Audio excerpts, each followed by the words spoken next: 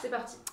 Alors Admical, c'est une association reconnue d'utilité publique qui a fêté ses 45 ans l'année dernière et qui depuis 1979 porte la cause du mécénat d'entreprise. On lui doit d'ailleurs notamment ce qu'on appelle la loi Aillagon, qui a mis en place un régime fiscal très incitatif et qui permet aujourd'hui aux entreprises, à travers le mécénat, de s'engager sur des sujets d'intérêt général et beaucoup sur leur territoire. Et donc Admical, pour jouer son rôle à plein, en fait, elle passe son temps à connecter les acteurs. Nous avons 2 collèges d'adhérents, le collège des mécènes d'un côté et puis le collège des porteurs de projets de l'autre. On passe notre temps à les connecter entre eux, à travers des événements, à travers des études, des contenus.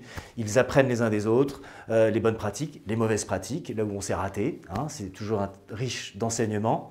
Donc ça, c'est le côté réseau. On a un accompagnement qui leur est dédié, juridique, fiscal. Justement, se former sur le mécénat, c'est important parce que donner... Ça paraît simple, mais le mécénat, ça rentre en termes de méthodologie dans des process où ça requiert quand même une certaine expertise. On a un institut de formation qui est dédié à ça. En fait, 3e volet, on explore le mécénat. Donc pour l'explorer, il faut produire de la donnée de qualité.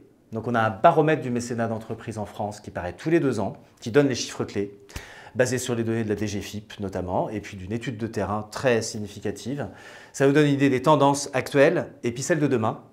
On a un Open Lab qui est dédié aux articulations entre mécénat et RSE. Donc notre travail d'exploration en permanence, c'est d'anticiper à quoi va ressembler le mécénat en 2030 par exemple. Et enfin, on a un 4e rôle qui est celui de représentation d'intérêt.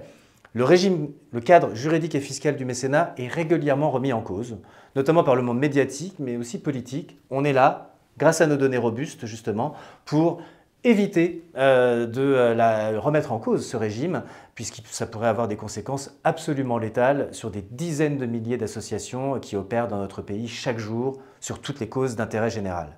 Et c'est pour ça que c'était très important et vraiment on est ravis du partenariat avec les caisses d'épargne parce qu'on produit ensemble, on coproduit un baromètre régional du mécénat d'entreprise qui, de façon inédite, va donner à voir des données jusqu'à l'échelle des départements.